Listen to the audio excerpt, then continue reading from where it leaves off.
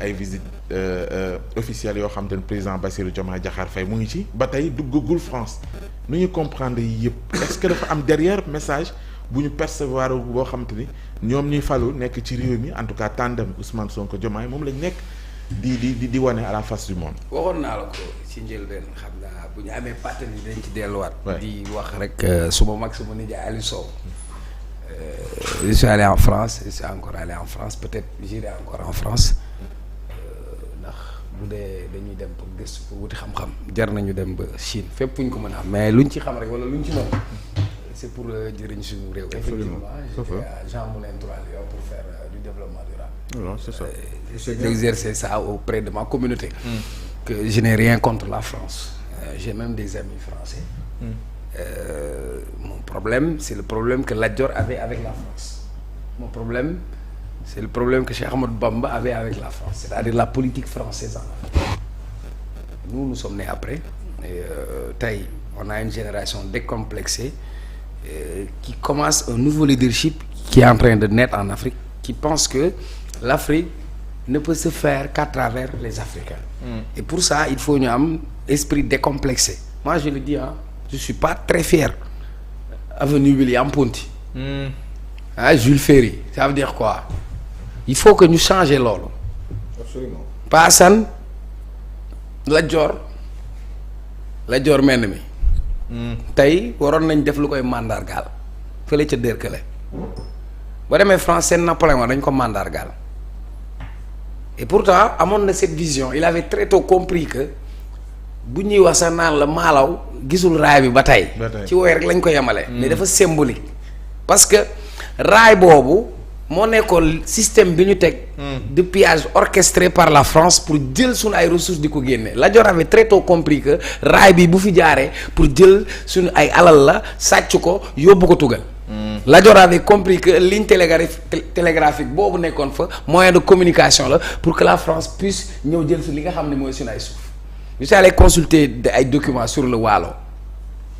La Linguère Ndiambate Mbodj avait demandé ci territoire Waalo képp ku fi dëkkul di fi jaarale ab alal da ngay fay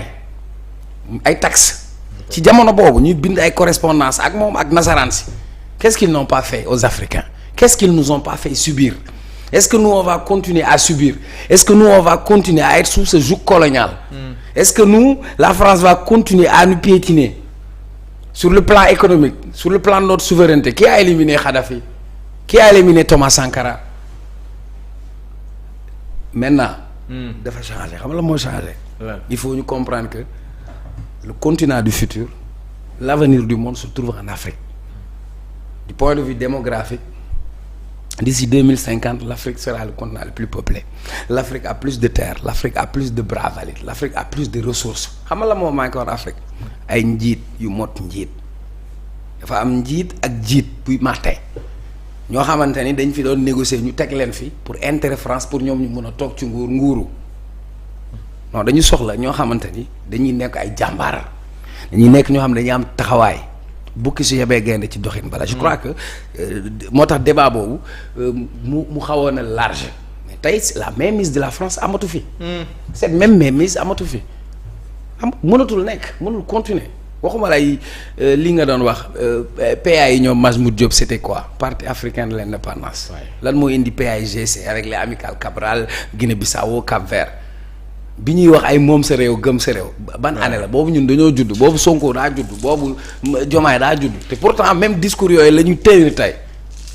kon du changer xeex bi du jeex. xeex boobu du jeex te ku ci nekk da nga ci am sa wàll et li tax nag ñu am ko mooy ñu am cette fierté d'abord d'être des Africains gëm ni ñun ñooy defar suñu réew tant que amuñu ngëm-ngëm boobu du ñu dem. maintenant nag ci waxtaan wi. nañ ko waxtaan moi dès le début dama ne la ci investir boo amee seetlu ak tegtal nga ubbi say bët tey xool da nga gis ki jiite Guinée ñëw Sénégal. nga gis délégation bu Burkina ak kan nga gis Mali ñëw. te yàggul récemment dañ leen tegoon ci côté bële jàppee leen ay putschistes bokk leen parce que nekku leen ci cadre logique gu démocratie France sax mi bañ ne ñii dañoo def ay coup d'état ànduma ak ñoom moo ko nangul la am Tchad mu teg ko fa nekk. kon ça veut dire li Paasan doon wax cette hypocrisie bi nekk dans la diplomatie parce que seen intérêt la ñuy xool ba ñële dem teg seen kuréel ne gëm nañ ni ñoom ànduñu CEDEAO parce que CEDEAO dafa condamné seen acte yamu ci ils ont tapé sur la table pour faire des menaces ne dañuy def une intervention militaire d'ailleurs nous on disait que loolu dafa bokk ci li nga xam ni dafa décrédibiliser la CEDEAO parce que CEDEAO ñii du ñu ñëw def ay coup d'état moom mu ñëw ne day def intervention militaire annoncé ko. te defu ko ba ñoom ñu toog ne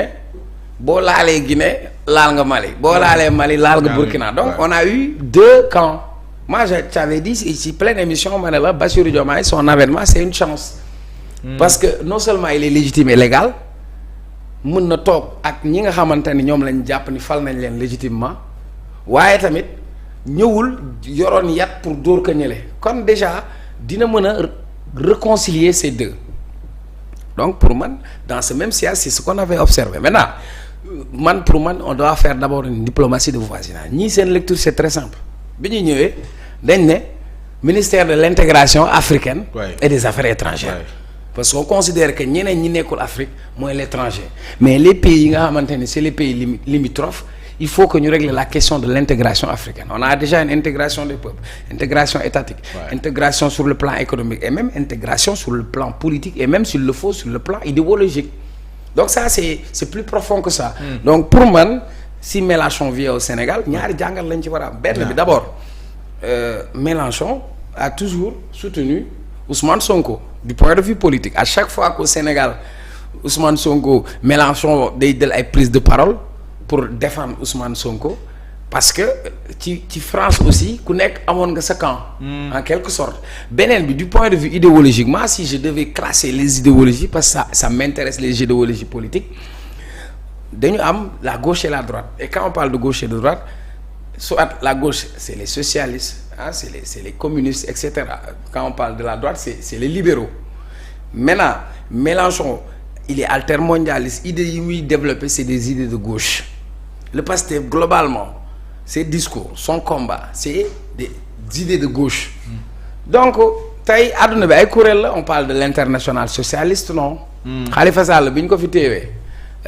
maire Paris bi Hidalgo elle n'a pas pris position parce que c'est de l'international socialiste Macky Sall àndu fi ak Ouattara parce que ñoom ñaar ñoo bokk c'est international libéral donc àdduna bi am na ay kuréel yoo xamante ni ay nit dañ koy bokk parce que jàpp nañ ñoom ñoo bokk gis-gis maintenant du point de vue politique et des relations booy seet France dernièrement même ci seen presse ci lañ bu njëkk ba du ñu woon waxu Sonko xam nga bi muy nekk opposant mais bi ñu demee ba xam ni affaire yaa ngi commencé changer ci la ñu commencé wax si waa Pastef ci la ñu commencé jël seeni plateau TV5 ak yooyu di si invité waa Pastef donc ñoom déjà dañuy am ay information commencé woon nañu dévier un peu maintenant man li ma wax c'est clair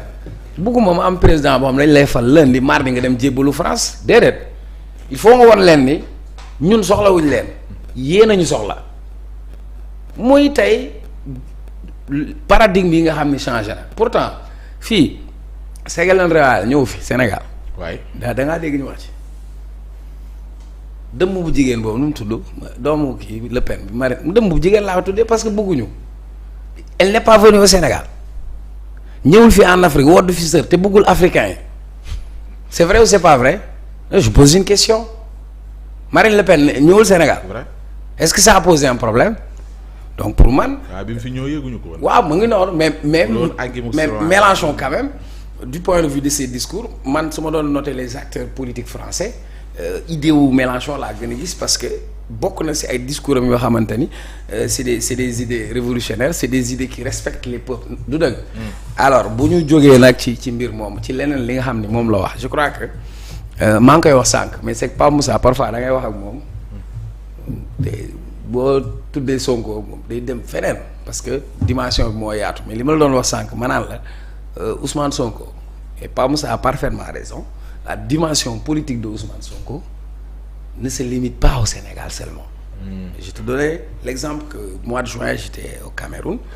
ci benn organisation bu ma demoon au niveau africain où on a des Burkinabés des Maliens des Béninois mais comme la si interpellé parce que Sénégal daa am fu ñu ko teg la première question bu ñu la doon laaj Sonko il faut que je vienne au Sénégal pour comprendre donc ça veut dire il a fait tache d'huile au niveau africain.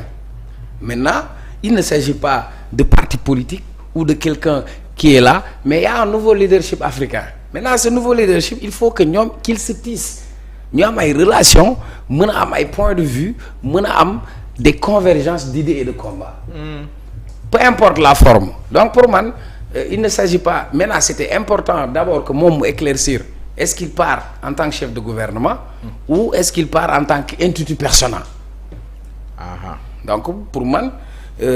ensuite. non wax naa la sànq li tax mu dem. waaw wax nga ci non wax nga ko yow ci sa tontu ak ci ni nga ko xalaatee. moom li mu wax la waaw ma bàyyi ma man ma wax ko ci ni ma ko xalaatee. non ma ne wax nga ko yow ci ni nga ko xalaatee. ma nangul la ko waaw mais man posé wu ma la. bàyyi ma man ma wax ko ni ma ko xalaatee. la mooy posé wu ma la. non mais je veux dire bi ngay wax sax non mais là tu coupes mon fil tu as ton analyse en toute liberté ton point de vue ta signature laisse-moi exprimer la mienne. Donc je voulais dire